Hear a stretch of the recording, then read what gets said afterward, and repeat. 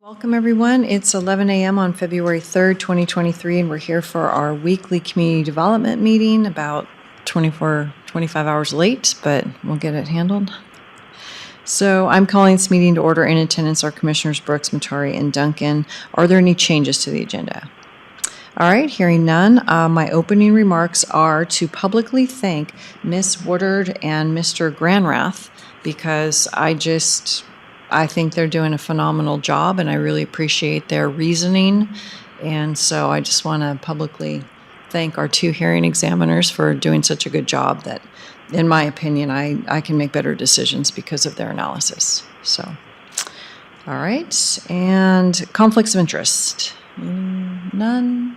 All right, we can go ahead to our first item of deliberations, which is CUP 22-0014, and this is Tex Dog Lodge.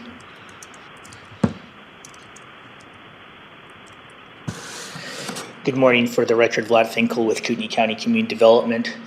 As you just stated, this is a request for what she calls a dog's lodge, but basically it meets the definition of a commercial dog kennel. The subject property is located on the north side of Kootenai County off of Seasons Road, and the applicant has been asked, or it was requested that they submit an application for a commercial dog kennel because they have had a private kennel for some time, at least 4 years, based on the testimony that they provided at the prior hearing before the hearing examiner. And because of the requirements through the sheriff's office that they have to go on an annual review for the approval of their kennel, it was brought up that some of the existing operations have expanded, including the fact that the applicant is currently breeding 2 or more litters a year. They're actually providing boarding for the public, as well as they're doing some obedience training on the site. Based on the information that they provided to us, this is not a very intensive use, but it is in line with a commercial dog operation. So I would like to make that very clear because there was some confusion at the hearing as to whether this type of use rose to the level of a commercial application. We have a definition in the Land Use and Development Code that clearly states breeding, training, boarding is consistent with a commercial operation. It's no longer a private dog kennel. Therefore, it requires a conditional use permit. The subject property is fairly level. It does have quite a bit of vegetation. There is a utility easement that's running from the southwest corner, or from the southwest northeasterly across the subject parcel. The main driveway access point is off of Seasons Road, and there is an existing residence on the property. There is an existing shop where the dog kennels have been erected for some time. The current zoning is rural, and pursuant to our Land Use Development Code, a conditional use permit within the rural zone for a commercial dog kennel can be permitted with a set of conditions that staff, agencies, and the board may apply. The comp plan designation is country. Based on the overall intensity, there will be a total of 9 kennels for boarding and obedience. There will be 1 to 3 litters per year. The applicant is breeding a miniature Australian Shepherds, and the maximum number of clients will be 5 at any given time. The total number of dogs will be 16. That will include also the litter that they may have. These are some of the photos that they have shown. It looks like it's a well-kept building. They do have some runs. They have these doors in the wall where the dogs can run outside in this gated area. It seems like it's very well kept. We did solicit comments from agencies. Pretty much none of the agencies had any concerns. One of the items that was brought up that was extensively addressed at the hearing was the fact that the health department required that there be either a portable restroom facility or a fixed restroom facility for the customers on the property. And that could be done in 2 different ways, or perhaps even 3 different ways. The applicant could request to modify the existing bathroom through the building permit process and change of use to make a portion of their residence open to the public, which would have to meet ADA requirements. It's not an option because it's a huge financial burden on them. The other option is for them to have a separate standalone permanent fixture outside that's also cost prohibitive. And the third option that I myself suggested to the applicant when they submitted the application was to perhaps consider having a porta potty on as needed basis to when she's providing those services. I think she did state on the record that it's going to be done seasonally. And so based on my conversation with the applicant at that time, when the application was initially submitted, she agreed to that and she said that wouldn't be an issue. She actually offered that to the health department and they were fine with that as well. Come to find out at the public hearing before the hearing examiner last month, she expressed a concern that even a portable restroom facility would be a financial burden to have because of the limited scope of commercial operation that she has. So that was a discussion that we had, and I think the hearing examiner had addressed that in great detail, but I'd like to also state staff's position in that regard as well.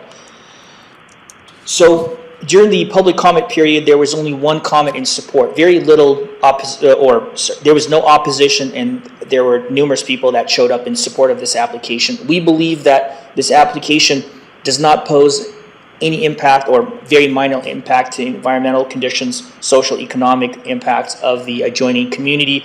We think this is a very small operation, and I think it's beneficial if there is clientele out there. We believe that, in our view, that the applicant needs to comply with all the recommendations and requirements of various agencies. One of the things that I'd like to bring up that was unfortunately, the way the code is written, it leaves some ambiguity as to the type of fencing that should be provided. It says that there should be an adequate fence to keep the dogs in, and then it says something to the effect of having a 6-foot tall fence. The applicant currently has a 5-foot tall fence on the property, a perimeter fence, and when we originally drafted the condition, we imposed a more restrictive requirement, or a more restrictive requirement, a 6-foot tall fence. We would like to have the board reconsider that condition and have it be modified to only require that they maintain the existing perimeter fence at 5 feet in height, as they currently have, so that she does not have to install any additional fence. In speaking with my supervisor, we think that's a good solution so that she doesn't incur any more financial burden. The next item that I'd like to elaborate on is, it's very rare, if ever, that we disagree with the hearing examiner's request to modify a condition of approval with approving the request. We believe that the condition of approval that we as staff originally placed on this application, having a portable restroom facility on site for occasional customers, is always necessary when the operation is being conducted, rather than having an intensity standard set forth by the hearing examiner based on the number of individuals who will be present at the site. This is strictly because the code that we have, as well as the health department, doesn't differentiate in terms of intensity of a commercial operation. If you have a commercial operation, whether it's 1, 2, 3 people, regardless, you need to provide restroom facilities, whether it's within the existing residence through a modification or change of use process, or a detached structure, whether it's permanent or it is temporary. But there's no regulations under the health department that would stipulate you don't have to provide any restroom facilities for clients based on the level of intensity. Because in simple terms, if you have one individual that's out there with the applicant training their dog and they need to use the restroom, there shouldn't be a threshold to have a minimum of 5 people out there, because if one person needs to use the restroom, they don't have to have 4 other people there to impose that condition, if that makes sense. So the number of people on site should not regulate the need for a bathroom. It should be the fact that it's a commercial operation and the options are available to the applicant, whether it's a restroom within the existing residence that's modified, a permanent fixture that's outside, or a portable restroom on as needed basis. I believe the applicant had stated that the cost of a portable restroom facility would be around $200 a month. She also appeared to allude to the fact that she was okay with having a portable restroom on seasonal basis. I think she would run it from, let's say, April through October, weather permitting. So we are kindly asking that the board reconsider the HE's stance, because it's clearly in violation of the health department regulations. Not just staff's position, but it's in violation of the health department's regulations. And I stand for any questions that you have at this time. Yeah, how do you accommodate ADA people with a porta potty? They have them. You could, Okay, so I mean, that's important for some of us. Yep. that is something that, like David said, that is something that's available. I don't know if that's something that you want to impose, but at a minimum, we believe that a restroom facility shall be required on site to accommodate customers. You could certainly add that. You could certainly add that as a condition. I don't want to make it crazy for these people. I mean, Well, how many litters are they planning on having each year? I think she said a maximum of 3, 2 to 3 per year. It depends. She says sometimes she only has 1. Our concern is not the litter. It's more or less the fact that if she has people dropping off dogs and picking them up from boarding use or having training on the property, that there will be people on site for some extended time, hour, 2 hours, whatever the case may be. And if restrooms, and if somebody needs to use a restroom, it shouldn't be based on the number of individuals. It should be based on the fact that it's a commercial operation.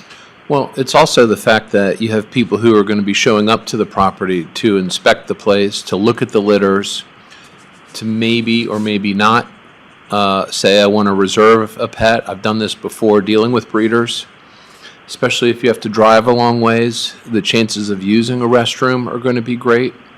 So that's why I ask. I mean, if it's just 3 litters, okay, then one could expect the traffic to be relatively light. How big are the litters? We don't know. Yeah. But she says she'll have as many as 16 dogs on site from litters as well as boarding. And keep in mind, you could have boarding run consistent with litters as well as training, dog training that people bring onto the site to have those services be provided. So you could have as many as 5 individuals on the property. That's the limitations that she set forth in her application. So Vlad, did you say 60 or 16? 16, 16. Thank you. So is there an opportunity for her to petition Panhandle Health to get a break in the regulation? Don't think so. So, yeah, I don't believe so. In fact, I think our obligation as the department is to help assist and make a project feasible if we can. The way it was positioned to her, from what I understood, is that she had to have restroom facilities. From my experience, I said, well, it's a possibility that you could offer portable restrooms. When she offered it, the health department accepted that. So that was already, how would you put it correctly? That was a way for them to try to meet her halfway, if you will, by allowing a portable restroom on site instead of a permanent So are we talking, because 2's crossed out at there, so we're saying that 2 is what needs to be there and 3 is unacceptable? To staff. But it's Okay. the board's prerogative if they want to deviate from the health department's requirements. I think 3's pretty reasonable. I mean, it's such a mild operation, and the fact that she just crosses that threshold just because she has 3 separate, related offerings. I think Board's it's, prerogative. yeah, I just think it's excessive to require 12 months of a portable restroom. So that's just my thoughts. Bill? I agree. Yours? My only concern is that sometimes, you end up going into the slippery slope where you have this business. Clearly, it's grown over time, which is why we have this before us right now. And so what mechanisms are going to be in place to ensure that today we say yes, a year or 2 from now, it goes from 3 litters to 9 litters because the breed is worth a lot of money and people can make good money doing these things. Sure. So there's a couple things. We can add a condition that they need to let us know if the operation substantially changed from the application. And then also, we do have code enforcement who would get notified of a violation. Then we investigate the violation and can make changes to the conditional use permit at that time. Chair Duncan, you're absolutely correct. There's absolutely no need to even require additional conditional approval because any modification to an approved use through our land use and development code for conditional use permits has to have an evaluation, whether it's a minor modification or a major modification that the director then has to have the board make an ultimate decision on. So I think what you have just stated is already covered under the code. She's bound by what she has requested. If she requests a modification, it's 100% requirement for evaluation of change. It's not a necessity that needs to come through this process, but if you want to add another condition, you're welcome to, but it's already included as in the code. Okay. It's also in 8.02 in the conditions of approval. Right. The change. Just one other question, just for my own information, but does it change the way that the property is valued for tax purposes once it's established that it's now commercial and there's a business running out of it? So it's not zoned commercial, it just has a use, a specific use. Okay. Yeah. Madam Chair, if it changes the tax at all, it'd be de minimis. Yeah. Because the assessing staff has to go out and figure out how do you compute this little home occupation basically into some value added for taxing purposes. That's excruciatingly difficult. Yeah. But the zoning hasn't changed, so it won't And be. the zoning doesn't drive the taxes, Okay. even if it did change, typically. Typically. Okay. It's the use of the property.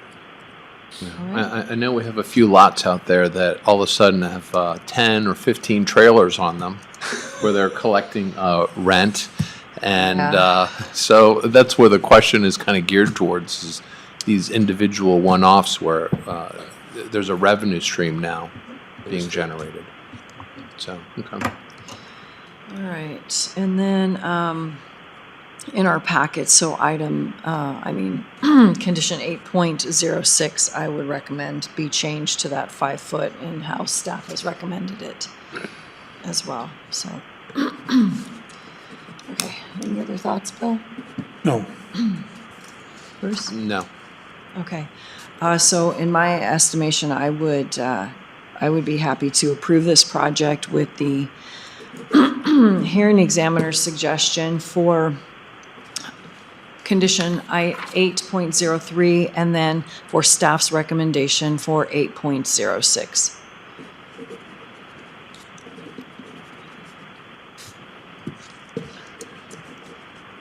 I move that we approve CUP 22-0014 for Tex Dog Lodge with the conditions of 8.03 and 8.06.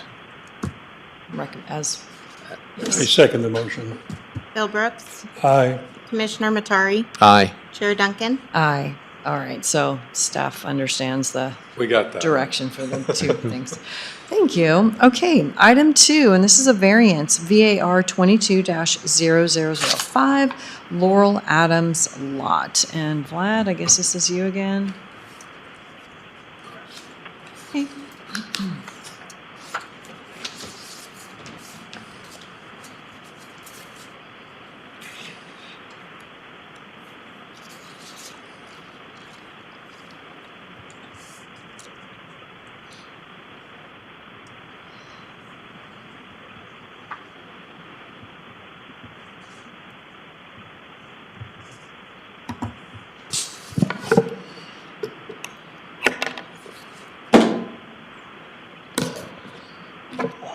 This is a request by Laura Adams, as you just stated, for a front yard setback requirements in, I believe it's in the agricultural suburban zone. The subject property is located off of Silver Beach Loop Road. I don't know if you commissioners are familiar with that area, but the topography along that road is very steep, sloping towards Coeur d'Alene Lake. We have had historically a number of residences being approved to have a lesser setback than required, which is 25 feet. I believe, unfortunately I grabbed the wrong staff report, but I believe the subject property is, I don't know if you commissioners have that, but I think it's about half an acre in size. Yeah, it's 0.41 acre parcel. Yeah, so it's a little less than half an acre in size. The applicant they owned originally 2 lots that span across Silver Beach Loop Road, but they recently did a boundary line adjustment to create a vacant parcel on the west side of Silver Beach Road, and then they have the new orientation of another parcel that is to the northeast of Silver Beach Road. There are 2 existing residences. One of them meets the definition of a primary residence. The other one meets the definition of an accessory living unit based on the threshold of 1,000 square feet or up to 50%. So the boundary line adjustment to create for a new vacant lot have all been met and reviewed by staff. Due to the steepness of the site, the applicant is requesting to have a 0-foot setback from the 50-foot wide prescriptive easement that's running centered on the existing travelway of Silver Beach Loop Road. The prescriptive easement is under the jurisdiction of East Side Highway District, and the Kootenai County Land Use Development Code says that any encroachment into the setback that is adjacent to a prescriptive easement right-of-way needs to be measured from the center line of the travelway 25 feet each way, and then another 25 feet for the actual front yard setback. So you would have a 50-foot offset from the center line of the road. In this case, because of the steepness of the site, they would like to have their garage and access to the garage will run in sort of a circular path or half a circle a driveway with an access to the driveway or to the garage in this location be up to the 50-foot prescriptive right-of-way. The overhang, as you can see, will actually be 0 feet from the right-of-way, but the front wall will actually be, I think, 1'6" away from the right-of-way. So there's going to be a 1'6" overhang, but it's not going to encroach into the prescriptive easement. This is a close-up of the proposal. This is a cross-section cut of the road as well as the proposed building. And so this is where the imaginary line for the 50-foot prescriptive easement is located.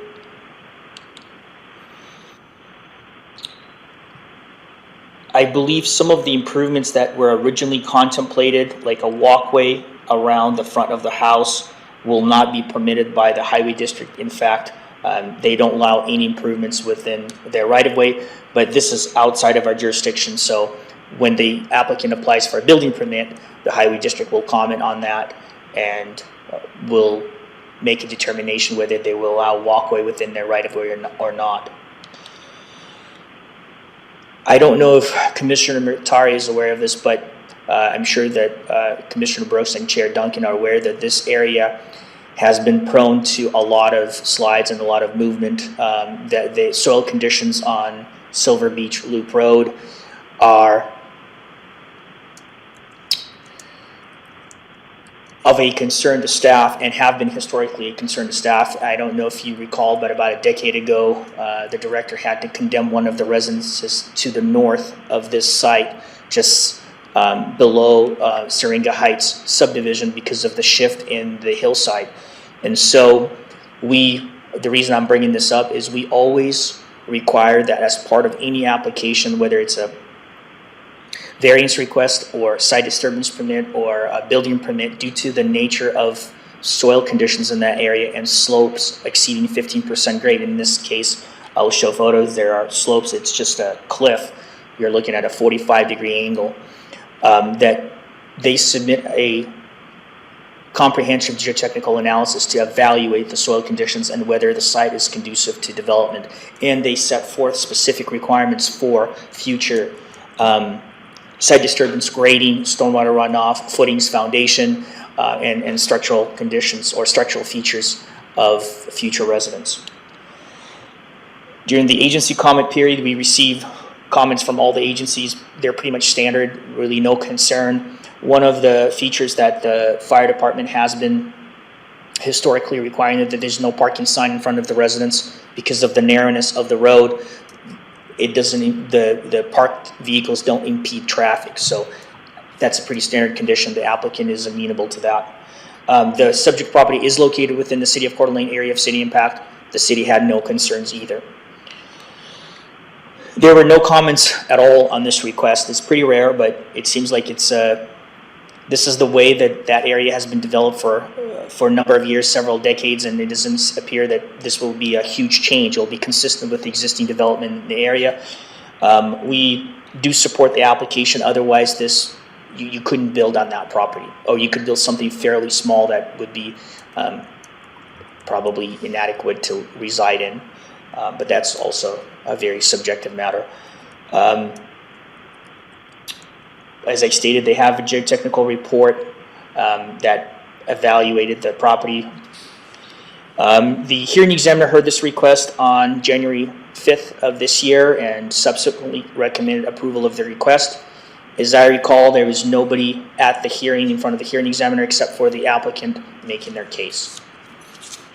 Nobody from the public. I stand for any questions that you have. All right, questions? Yes, can you go back to one of the pictures of the home with the road and just kind of highlight where it is supposed to be based upon the setback? So this location is the imaginary line along the front facade of, this is a bump out on the roof line. And so the roof line will be abutting the imaginary restrictive right-of-way line. But the way the roof is designed is that the stormwater will be conveyed away from the road surface or the road easement, because that's not allowed under our land use and development code. You cannot have any stormwater runoff leave the site. And that will be further evaluated through the site disturbance permit review.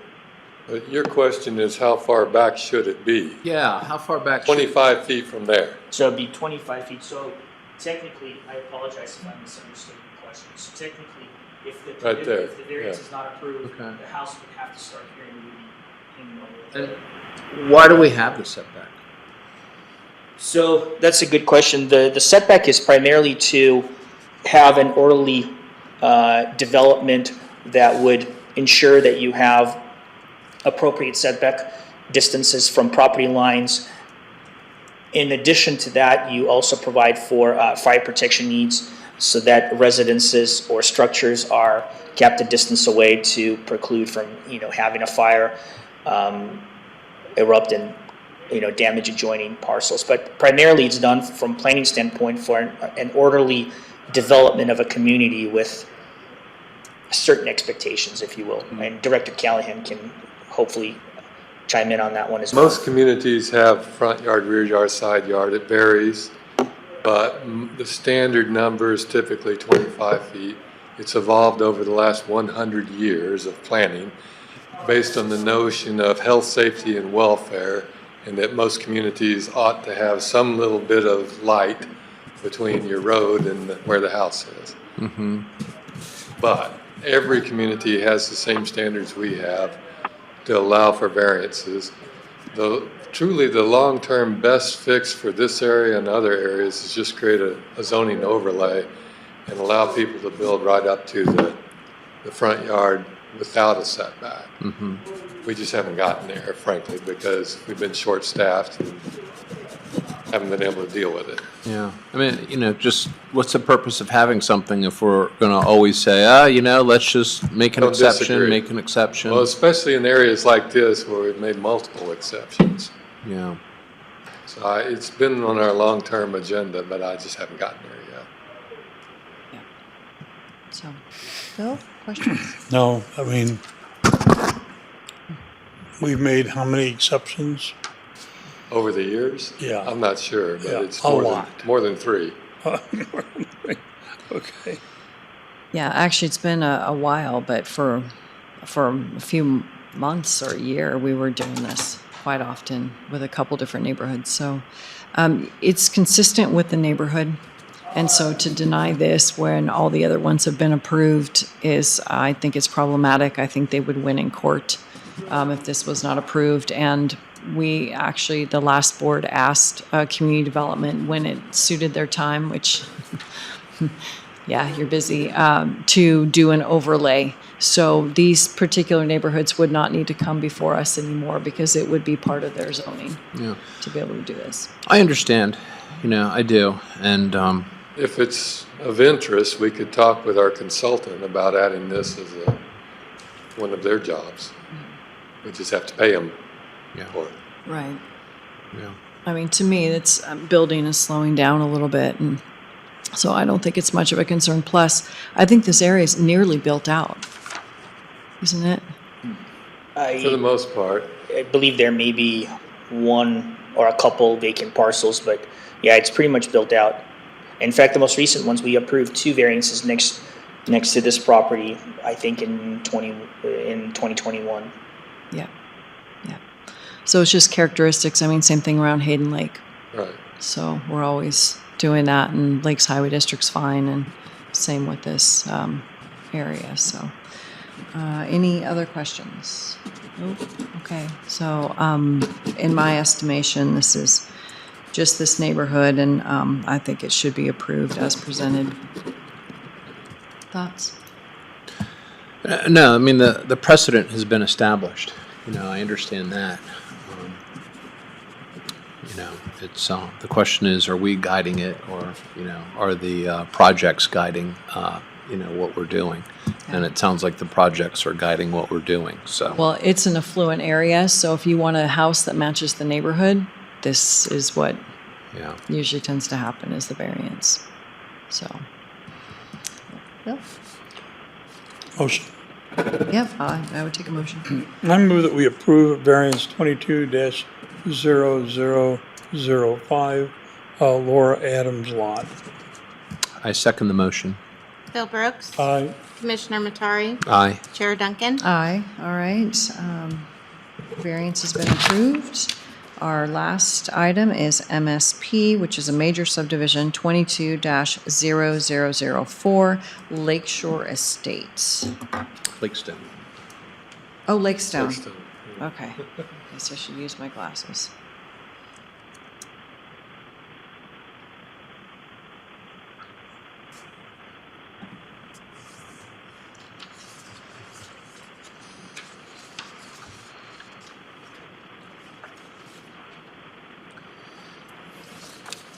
Commissioners, before I get into the specifics of this request, I need to advise you that we received a formal request for a public hearing on this matter from one of the adjoining property owners. It's the board's prerogative whether they want to grant it or not. The board can ask staff any questions related to the reasons why the public hearing is being requested. It's totally in at your discretion how you want to proceed. So Pat, can Vlad do his presentation and then we decide if we want to do it to a public hearing, or do we need to make the decision instead of Vlad's presentation? No, you can consider that motion at any time, including after Vlad's presentation. Okay. All right, so is that acceptable? He can go through his slideshow and then we can talk about granting a public hearing? Yeah. So I can proceed. Yes, please. Do you need an explanation as to the request for a public hearing in my presentation, or you want to ask that afterwards? If your presentation doesn't answer it, then we'll ask. Okay. I don't mind having at least, I don't mind hearing just the reason for the public hearing so we can understand context as you're going through your presentation. Absolutely. So there are two main concerns that were brought up by the public. First concern is whether or not the applicant has designed a project to sufficiently protect Bayview Creek with respect to its current designation. And the second question is more or less with the design and access to the subdivision that has been reviewed by the Highway District, and the Highway District directed the applicant to design it in the way that you will see in my presentation this morning. So, Thank you. access, road design, and protection of Bayview Creek. This is a request, Lakestone Estates by Gary and Emma Schmidt. The subject property is located in Bayview, Kootenai County. I want to remind everybody that there is a notion that Bayview is an incorporated city, just like some other cities in Kootenai County. That is not the case. It's the only development that appears to be a city that is actually an unincorporated area of Kootenai County. So I want to put that on the record. The the property is not directly on Ponderay Lake, but it's further northeast off of Perimeter Road, adjacent to Farragut State Park. The parcel is 8.3 acres in size. It is zoned restricted residential. It has a comp plan designation of shoreline.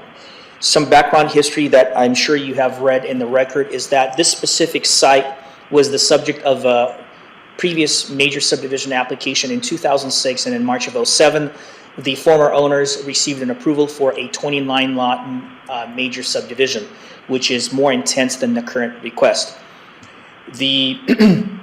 At the time, I believe there was at least one or maybe two requests for the extension of the preliminary approval, which is valid for a period of 2 years. However, due to the downturn in the economy in 2008 era, the project never came to fruition. The extensions had expired and the project became null and void. I think it's important to bring this up because there is some history to this, and this was approved at some point. The current request as of today is 24 lots, but it was slightly different when it was originally submitted last summer. The site is fairly level. It is heavily vegetated. Bayview Creek runs along the eastern property line of the subject property, and it goes further down. It's culverted, and it runs ultimately into the lake. The applicant in 2007, as I stated, they received an approval of a 29-lot major subdivision. The layout consisted of a circular loop road with the primary access off of Perimeter Road, and I believe at the time this was an emergency access through Fur Road onto Schaefer Road to the existing development south of the subject property. Oh, one more thing I'd like to add is that the parcel was slightly larger than the current request. At the time, it was 9.1 acres. I believe there must have been a boundary line adjustment with the adjoining parcel to decrease the overall size of it. This is an aerial photo of Bayview Creek as depicted on this map. These are some of the photos of the Bayview Creek that staff took back in June or July of last year.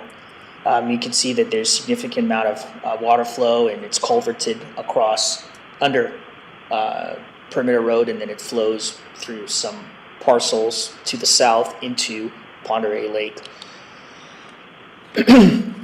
So the original approval in '07, based on the testimony from the public reading the record, there were concerns that were raised with respect to Bayview Creek potentially flooding, and the need to assess whether or not the flooding would compromise or somehow have a detrimental impact on the proposed lots along the eastern property line of the subject parcel. So one of the conditions of approval was to have the applicant conduct a flood study, which they did complete, and it was actually submitted as part of the record for the newest request. And at the time, the engineer with Inland Northwest Consultants, which has since dissolved, it's now Ace Solutions Engineering. The engineer at that time concluded, based on his analysis, that the geographical area of the potential 100-year or 1% annual chance of flooding would not exceed the 30-foot stream protection buffer of Bayview Creek that was imposed as part of the original approval. At the time, in 2007, Bayview Creek was considered to be a Class 2 stream. So the conclusion was that the flood, the potential 100-year or 1% annual chance of flood would not exceed the geographical area of the stream protection buffer. Therefore, it wouldn't pose a risk to any of the futurely constructed residences on those lots. So, as part of the application for the latest request, when it was last summer, it was actually 25 lots. But the applicant submitted a plat that consisted of 25 lots with a 30-foot buffer as originally contemplated in '07 decision. And immediately following the submittal of that application, staff received a number of concerns or emails and phone calls from adjoining neighbors who said that the current designation of Bayview Creek is inaccurate, and that there is fish habitat, and that there needs to be research done. In fact, we did receive some data from a wildlife biologist. I don't know if they were part of I think they may have worked previously for one of the state agencies, but don't quote me on that. At the point when we received significant scientific data from the adjoining neighbors, we immediately raised the concern and said this has to be reviewed by one of our state agencies at this time to further evaluate whether the designation needs to change or will remain as is. So myself and Ben Tarbut, we got a hold of the Department of Fish and Game. We provided them the information. They took it under advisement, and a month later they came back and said, in fact, you're absolutely right. The information that was submitted to us by you from the public is accurate. There is fish habitat within Bayview Creek, and we need to reclassify it to a Class 1, which would then require a 75-foot buffer instead of a 30-foot buffer, which would then further encumber the lots along the east side of the subject property. So when the department found out about the reclassification, we immediately contacted the applicant. And they were aware of this, and they were amenable to reassessing the design of the subdivision because of the further encumbrance of a 75-foot buffer. Some of these smaller lots that are, quarter acre in size were not conducive to development. So the way they redesigned it is the subdivision looks like this now. They have fewer lots. They decreased the overall development by one lot to 24 lots with a 75-foot buffer along the eastern property line. And there's now more feasible area to develop each one of these lots. One of the concerns that was still lingering from the public is that has the county done enough to protect Bayview Creek? And I want to be very clear that we had done all that we can with the assistance of the Department of Fish and Game to address the potential impact to Bayview Creek. as well as to maintain an appropriate flood protection area along Bayview Creek in case of a flood. So getting back into the design and infrastructure improvements, the latest request will consist of 24 lots. Access will be from Perimeter Road, and it will have a second access through the improvements of Fir Avenue to Schaefer Avenue to the south. This is the main point of contention, the primary point of contention by the neighbors. They do not want this to be a through road through this new subdivision because they believe that the trip distribution analysis for the subdivision will have an impact on the community that's already there. I will discuss what the highway district said once they get through the other infrastructure improvements. As it relates to the water and sewer will be provided by Bayview Water, and I'll get into the specifics of that at this point. So we did solicit comments from agencies with jurisdiction. Building department had building permit requirements, of course. Lakes Highway District stated that the latest proposal meets their highway district requirements, as well as the design of a through road to connect with adjoining subdivision to the south will be for the betterment of the public and emergency services. And that's stated in their October 4th letter. It's part of the record if you'd like to see that in your file, but they state that the through road is a necessity for the betterment of the public as well as emergency services. Going back to the other comments, Panhandle Health District relies on Bayview Water and Sewer to provide those services. Fire Department, of course, has their building permit signage and fire suppression requirements. Bayview Department of Fish and Game basically said Bayview Creek is a Class 1 stream. They also included a set of wildlife-friendly language that needs to be incorporated into the CCNRs. Idaho Department of Water Resources has no concern with the water right that's currently allocated to Bayview Water to provide service. Idaho Department of Environmental Quality has some state requirements that are typical. And then, of course, Kootenai County Sheriff has recently started commenting on our applications, and they do raise some concerns, general concerns with regard to law enforcement and the need for more staff and you know the financial burden on them. But going back to, I'm going to go back to Lakes Highway District and just to clarify, the department, our department, Community Development Department, does not have the engineering division that would evaluate the road design conditions and the layout of a subdivision and how it can meet certain traffic requirements. We rely solely on the agency, and we have 4 highway districts in our jurisdiction: Lakes Highway District, Post Falls Highway District, East Side, and Worley Fire District. We rely on those agencies to comment and provide their professional opinion. They have an engineer on staff that makes a professional call as to the layout, access, circulation, trip distribution analysis, turn lanes, road dedications, and so on. I want to be very clear, it's not our decision that this layout looks like this. It's solely based on the discussion between the applicant and the highway district. The other point I'd like to make is that the Bayview Water and Sewer District submitted a will serve letter to provide services, and that's one of the requirements in our code, is that either you have a new water system, a new well, a new shared well, or you connect to an existing public water system.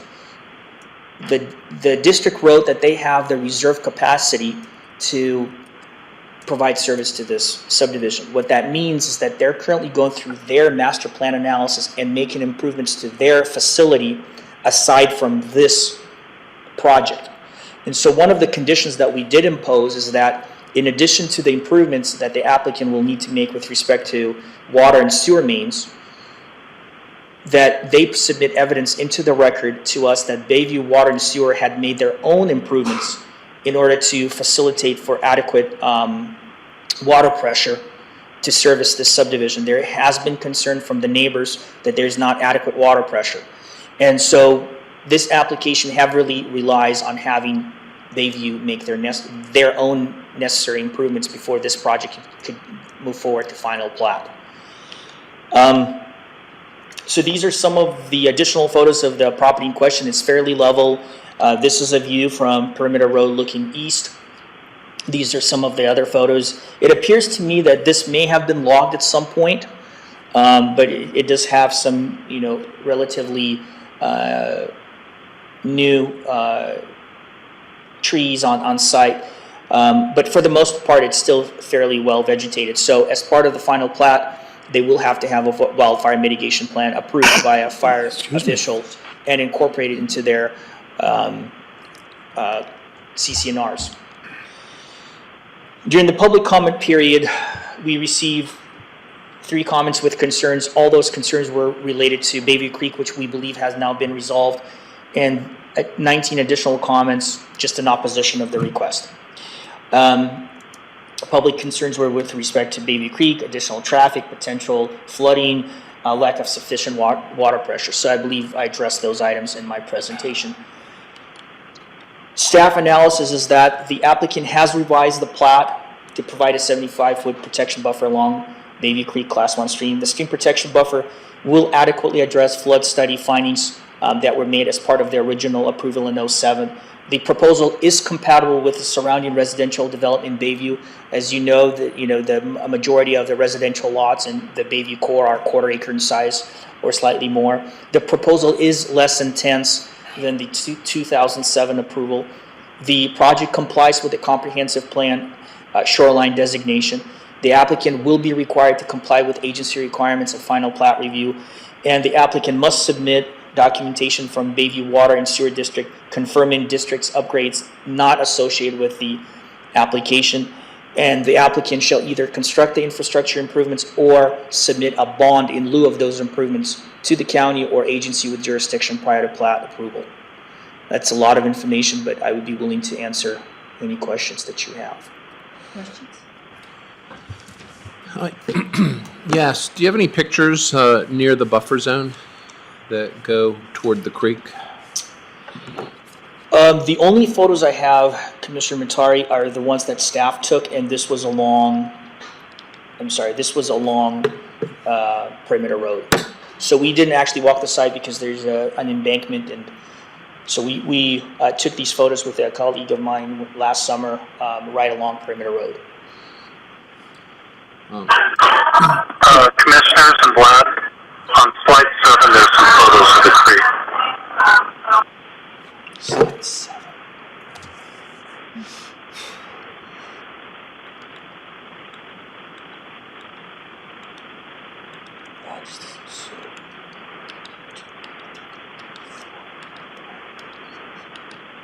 So that's the one that slide 7. Yeah. The only thing that really stands out with myself is just the grade of those lots that are near the buffer zone. Because I would expect that people will want to have nice lawns and things like that and fertilize it. And then the question is, will the grade run into the buffer zone? And if we have a big rain, things like that, will that end up going into the stream? And that's part of my questioning is just what is that grade in those lots?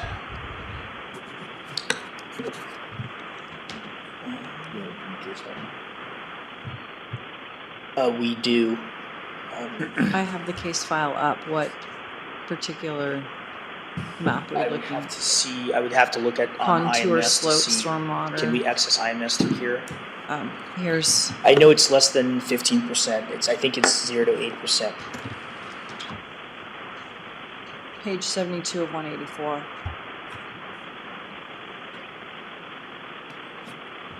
So is that going down or is that going up? Those contour lines being so close together. So, no, I don't see the color key. So I'll try to pull this up on the big screen.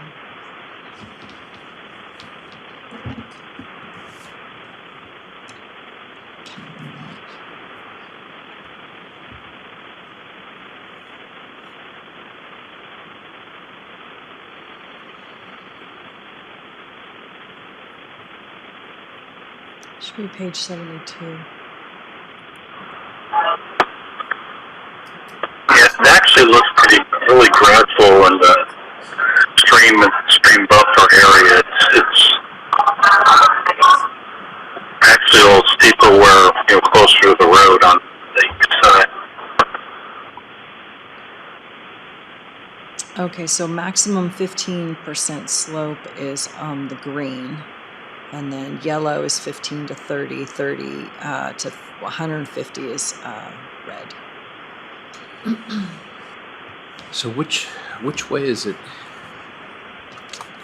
Which way is it moving toward? Well, Looks like, again, in the stream buffer, there's a marker that says 970, and then below it, 965, so it's only 5 feet of slope in that distance. And it's running kind of generally northwest to southeast, yeah. from the way I look at it downhill. Yes, but I'm wondering, what is it from here over to here Right. onto the lot?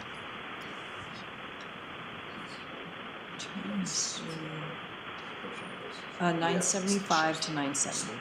So. So it goes down. It goes down into it. Yeah. Yeah. And that's just my concern with the grade, that even though these homes are on this grade, is the runoff going to go into the stream from these homes? Yes, Yeah. that much is unambiguous. Yeah. So is that enough to warrant, would you like a public hearing? So the applicant can address those issues and we can hear from the public. Yeah, I'm okay with that. I would just, for Commissioner Matari's sake, say that when the affected party requests a public hearing, it's generally a good idea to grant it as a matter of due process. Unless you feel that you have ironclad evidence in front of you that you don't need any more information. I don't feel like I have ironclad. Okay, so Bill, are you agree? I have no problem with another hearing. Okay. All right. So do we need a motion, Pat, to, okay, David's saying yes, so I would entertain a motion to I agree. send MSP 22-0004 to a public hearing. I move that we move MSP 22-0004 for Lakestone Estates to a public hearing. I second the motion. Bill Brooks, Aye. Commissioner Matari, Aye. Chair Duncan. Aye. All right. We will have a public hearing scheduled for that. So that's it on our agenda. 11:58, meeting adjourned. Thank you.